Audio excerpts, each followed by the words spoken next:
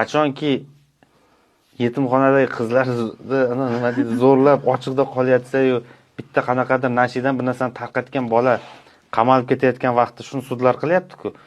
Siz shunaqa ahvolga kelib qolganimiz bir sharoitda boshqa nimaga qanday baho berish mumkin? Nimaga ajablanasizning? Shuni siz yana siz pul bilan bog'liq nimaga ajablanyapsiz? Biz ma'murlarga ush ko'rib turibmiz-ku. Shunchalik darajada. Bitta Telegramda tushunmay bir narsani jo'natib qo'ygani uchun qamalib ketyapti-yu. Bu yoqda zo'rlaganlar, u amaldor bo'lgancha yuribdi. Ya'ni shuni ham ko'ryapmiz-ku. Nima, siz davlat tashkilotida ishlaysizmi? Bizning xizmatkorimizmisiz? Yo'q, xizmatkor emasmisiz? Men davlat uchun ishlayman aka. Siz davlat uchun ishlaysiz. Fuqarolar uchun davlat uchun ishlayman aka. Fuqarolar uchunmi, xalqimiz uchunmi? Xalq uchun ishlayman. Xo'p, xalqimiz uchun ishlasangiz, siz bizning xizmatkorimizmisiz yo'qmi? Siz ham davlat tashkilotimi aka? Yo'q. Sizga отдельный Bizda agentlik. agentlik? Biz ham kadastr agentligi, bizga ham. Kadastr agentligining siz davlatdan oylik olasizmi? Aha. Men davlatdan oylik olmayman. Farqimiz shunda. Aha. Ajratib oling, maylimi?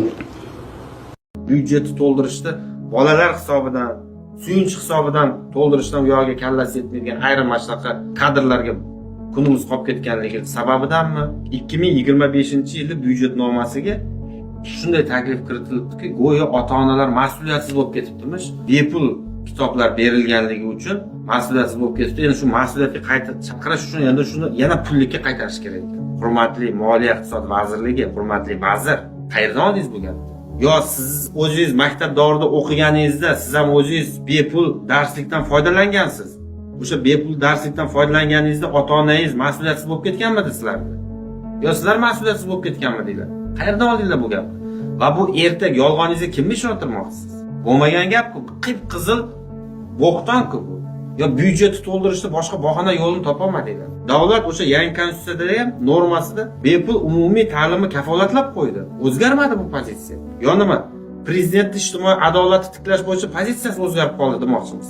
Yo prezident o'sha qilgan ishlari xato edi bergan topshirig'i degan shunaqa signal bermoqchi bo'lyapsizlarmi odamlarga? Sizlar o'zi mamlakatga, bu kelajakka do'stmisizlar yo do'st emasmisizlar? Agar byudjetni to'ldirishga boshqa yo'l yetmayotgan bo'lsa, mana biz aytamiz taklif sizlarga.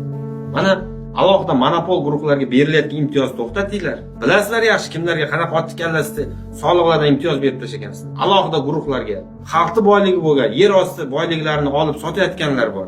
Nega ularga imtiyoz bergansizlar? To'xtatinglar o'sha imtiyozlarni.